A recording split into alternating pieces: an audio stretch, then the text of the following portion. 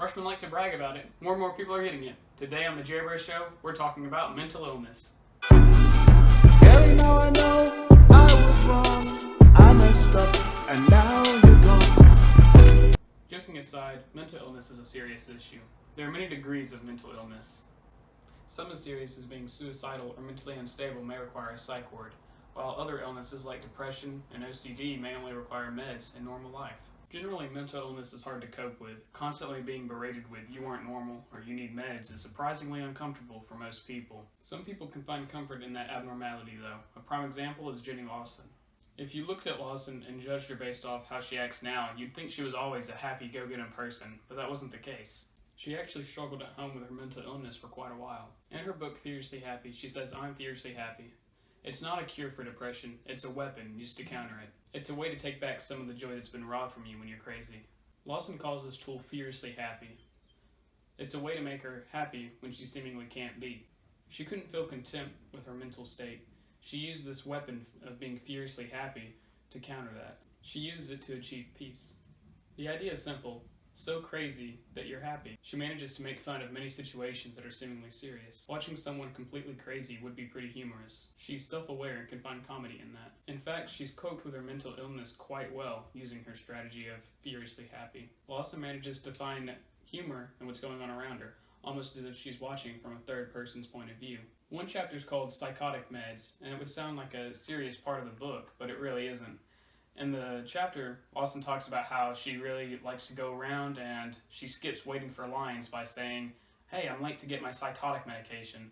Obviously, somebody's not going to hold you up if you're late to get your psychotic medication. In one chapter, she has a fight with her husband and manages to make it seem extremely humorous, throwing around a bunch of jokes. It's small things like that. That's how she copes with her mental illness, making fun of every situation that's around her, no matter how serious or crazy it is.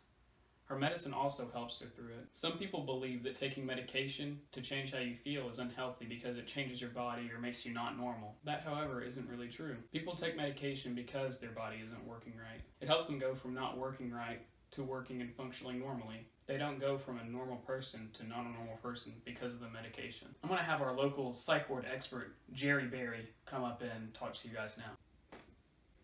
Psych wards have been around for hundreds of years for people with mental illnesses. For some people, taking meds may not be enough, so they want to seek help from other people. That's where psych wards come in.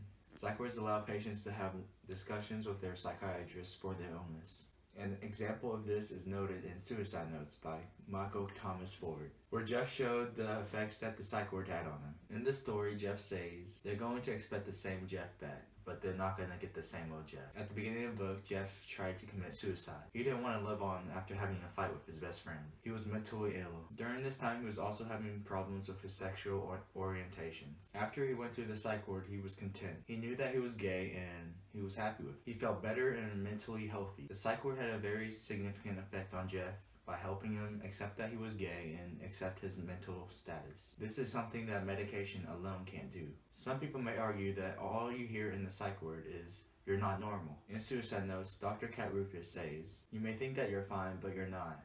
If you don't want to talk about it right now, that's your decision." How would this be any help for the patients with the mental illness, you may ask? Well, the overall message that the doctor is trying to get across is that there was something wrong with the patient and help him accept that. If the patient can accept that something was wrong with him, they can work on a solution. They can become healthier and get the right treatments, which is the whole point of the psych ward.